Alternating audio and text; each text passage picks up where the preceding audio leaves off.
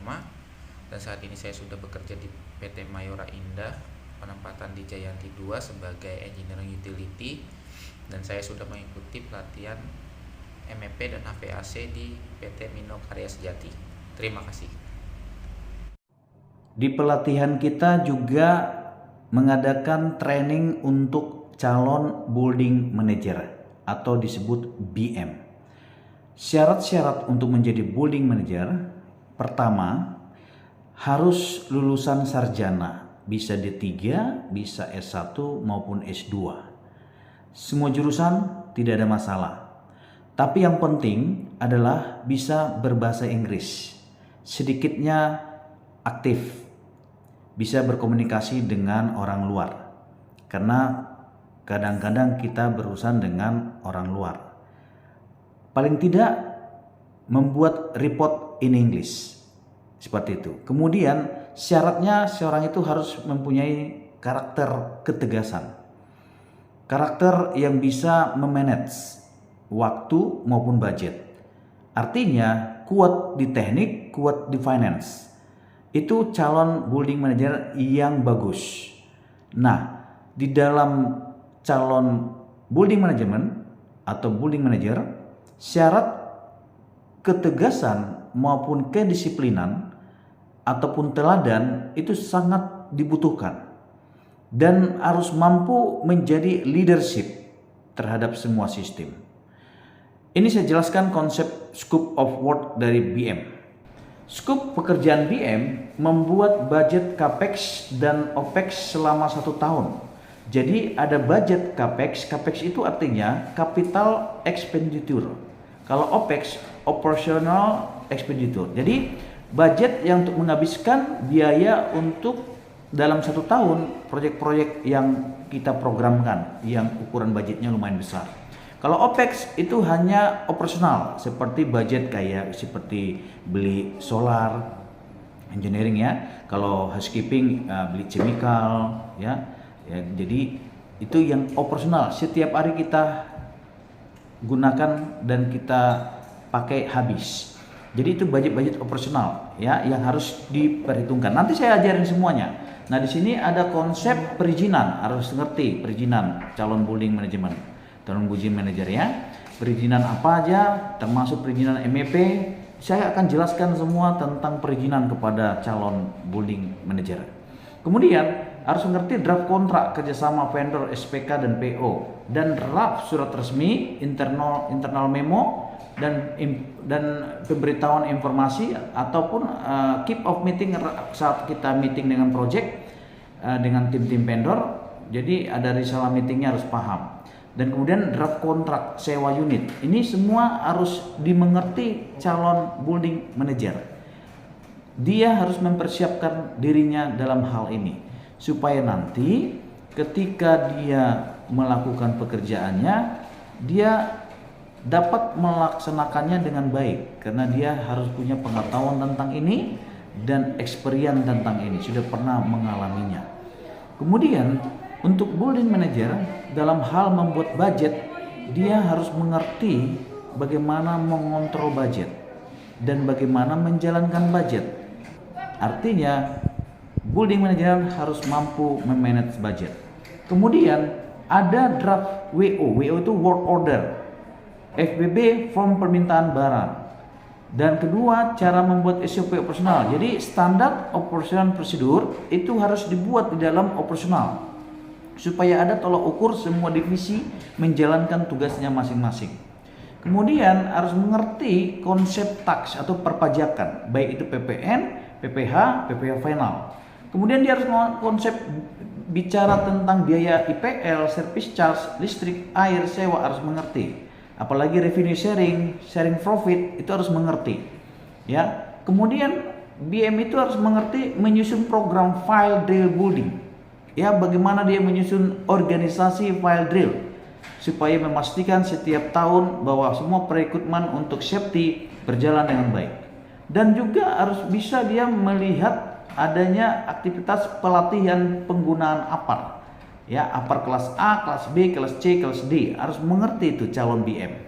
Kemudian konsep surat izin masuk dan keluar barang, harus dia benar-benar dapat melakukan bagaimana surat izin masuk barang, surat izin keluar barang, dan surat izin kerja juga, ya. Kemudian konsep izin reklame, BM juga harus mengerti bagaimana itu perizinan reklame seperti billboard, logo, umbul-umbul, signage promotion, spanduk, stiker iklan, itu harus dia mengerti supaya pekerjaan yang dia hadapi setiap hari dia dapat menyelesaikan dengan baik. Jadi dengan experience yang calon BM seperti ini, dia akan dengan smooth ya menjalankan tugasnya. Kalau dia belum pernah mengerti tentang ini, akan mengganggu aktivitas operasional sebagai BM. Dan BM yang kita harapkan ya bukan cuma untuk mengerti konsep draft, tapi dia juga bisa memanage seperti secure parking. Secure parking dia harus bisa memanage mana masuk motor, masuk mobil, keluar motor, keluar mobil, konsepnya bagaimana. Kalau ada event keramaian 5.000 orang, bagaimana manage-nya, dia harus mengerti. Dan bagaimana kerjasamanya dengan secure parking, ya harus mengerti. Nanti ini saya akan ajarin semua bagi calon siapa yang mau mendaftar menjadi BM. Kemudian manajemen pest control, harus ngerti dia pest control itu seperti apa. Kemudian manajemen housekeeping, bagaimana housekeeping itu, chemicalnya bagaimana, pemakaiannya, toolsnya, scope of worknya seperti brushing, mopping, sweeping, swab, dusting, clean up, wipe, take, throw away rubbish, trash, garbage, parfum, ya pengharuman ruangan, ya flushing, kalau jika ada yang mampet bagaimana, harus mampu memahami itu calon BM. Manajemen drawing juga harus mengerti apa itu forecon, foreturner, sound drawing, composite drawing, exhibit drawing, harus mengerti.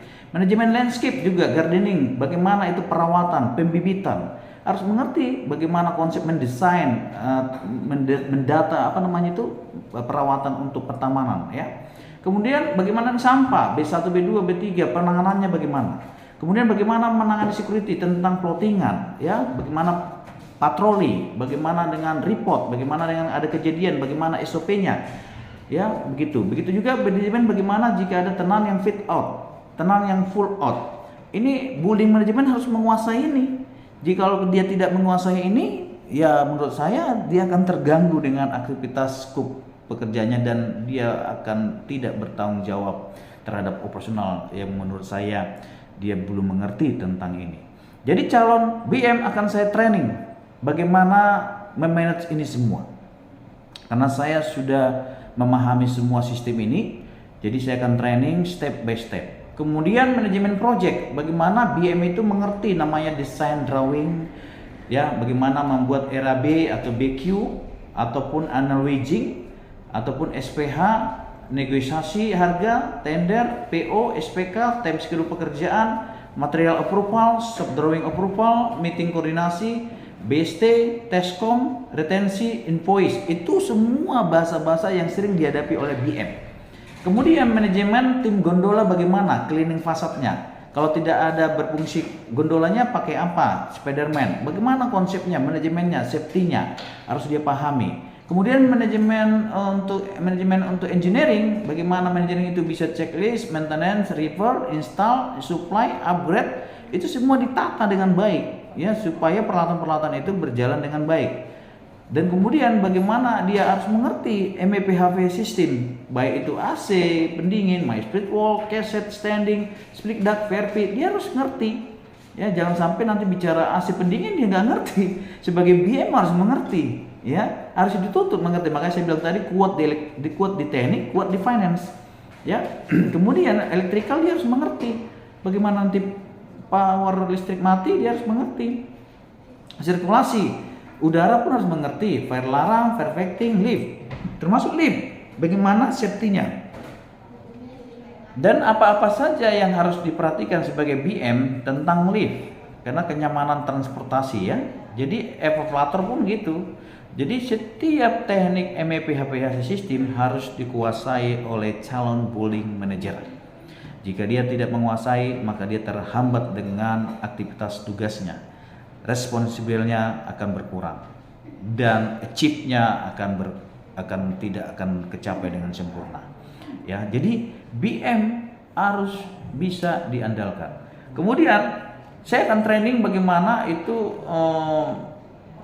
dalam hal manajemen untuk, saya kasih contoh seperti eskalator tadi, ya, genset perawatannya bagaimana, ya, persiapannya untuk interlocknya bagaimana, kemudian plumbing, air bersih, air kotor, air kotoran dan air hujan, STP, WTP, BM harus mengerti.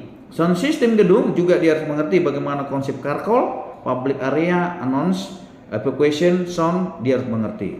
Akses kontrol pintu juga dia harus mengerti bagaimana pintu exit, pintu otomatis, barrier gate, pintu darurat, tangga darurat harus mengerti. BM juga harus mengerti bagaimana itu konsep CCTV dan bagaimana juga kolam renang, kolam spa dingin, spa panas, karena ini biasanya di hotel, ya, di apartemen, harus ilmu ini harus paham. Water heater, steam, sauna harus paham. Dan BM juga harus mengerti bagaimana sistem kerja BAS, Building Automated System. Dan kemudian UPS, bagaimana dia penggunaan UPS-nya, sistemnya. Dan lighting juga dia harus paham. Lighting LED, ada RGB, ya. Kalau RGB kan bahasanya red, green, blue. Nah, ada lampu-lampu yang konvensional, bagaimana? Itu harus bisa dia memahami semua jenis lampu, teman-teman. Kemudian dia juga harus bisa memahami jenis-jenis pompa yang ada di sistem building manager atau building management. Pompa-pompa seperti pompa nipple, booster, ya, transfer, sumpit, sewage, chiller dan macam-macam, ya. Dan juga ada bagian dari sipil pekerjaan sipil seperti lantai, plester harus mengerti, seperti keramik, marmer, batu granit, batu alam, epoksi, vinil, parket, kayu ataupun karpet, ataupun waterproofing, ya, pakai membran atau coating. Dia harus mengerti semuanya bagaimana sistem kerjanya, jangan sampai kita dibodohin oleh vendor. BM harus menguasai itu. Catatannya itu, bagi saya standarnya seperti itu. Kemudian pekerjaan plafon seperti apa? Dia harus ngerti gypsum, kayu, metal, PVC, GRC, ya. GRC itu paling biasa disebut orang kan, itu kepanjangannya kan glass fiber reinforced cement, ya. Jadi akustik juga ada, ya, untuk plafon. Ada banyak hal, sistem open space bagaimana, sistem drop ceiling bagaimana, harus ngerti. Kalau nggak ngerti bagaimana dia menjalankan suatu sistem operasional di building, ya. Kemudian pekerjaan dinding harus ngerti dia bagaimana pekerjaan dinding. Pekerjaan toilet, ya, bagaimana urinoir, kloset, ya, bagaimana shower, kran, cermin, holder soap, ya, holder towel, wastafel, bagaimana sistem pengharumannya, settingan pengharumannya bagaimana, dan bagaimana juga dia sistem exhaust fan toilet, bagaimana supaya sirkulasi di toilet itu benar-benar terjaga, jangan sampai bau keluar, ya, seperti itu. Dan kerapiannya juga dijaga, estetikanya dijaga, view-nya dijaga. Kemudian pekerjaan atap seperti apa, kekuatan atapnya, ya. Kemudian pagar, kekuatan pagarnya bagaimana, view-nya, desainnya seperti apa, harus mengerti. Bahan-bahannya terbuat dari besi, mau GRC, mau apapun, mau kayu, semua aluminium, mau apapun harus mengerti konsepnya. Dan pengecatan besi kayu harus mengerti pakai cat apa, cat besi kah, cat kayu, ya. Kemudian BM itu juga harus mengerti interior dan eksterior, baik itu pintu kayu, pintu besi, ya, pintu aluminium bisa, jendela pun sama, jendela kayu, jendela aluminium, jendela besi bisa, fasad kaca bisa, meja dan kursi lemari konsepnya dia mengerti, kitchen set room ngerti, laundry room ngerti, living room ngerti, bedroom ngerti, ya. Jadi pekerjaan-pekerjaan seperti ini harus pernah dialami oleh calon building manager. Di luar ini saya sanksikan kemampuannya, ya. Jadi harus banyak belajar. Saya akan training calon BM semua ini akan saya training karena saya sangat paham, bukan paham lagi, saya master of the master. Tapi saya nggak mau bicara banyak karena supaya nanti teman-teman datang saja. Kalau mau ikut pelatihan sebagai BM, saya akan ajari satu persatu semua sistem konsep bagaimana calon BM yang standar konsultan, ya. Jadi harus mampu dia bagian housekeeping itu, ya, chemical, dia harus mengerti chemical housekeeping harus ngerti, jangan sampai lantainya jadi rusak, bagaimana menyelesaikan jika ada tertumpah cat misalkan, bagaimana supaya lantai itu bersih lagi, kan ada chemicalnya, harus mengerti. Kemudian bagaimana pekerjaan pest control, ya, harus bisa, teman-teman. Jadi saya hanya mengingatkan calon building manajemen akan saya ajari semua bagaimana dia penanganan secure parking, ya kerjasamanya, sharing profitnya bagaimana, dan konsepnya bagaimana, yang bicara asetnya parking, bicaranya proposalnya parking, itu banyak yang harus kita bahas teman-teman. Jadi konsep jadi body management jika saya latih, dia akan menjadi orang yang sukses sebagai BM dan karirnya akan bisa menjadi GM. Dan untuk sebagai GM nanti skup pekerjaannya saya akan training sebagai training untuk GM. Saya akan buat video untuk training sebagai GM, ya, karena GM itu harus mengenal banyak hal, baik itu finance, baik itu perpajakan, baik itu marketing, baik itu engineering, baik semua harus dia pahami kalau GM. Demikian pelatihan saya untuk skup pekerjaan BM dan calon BM. Thank you, salam sukses buat kita.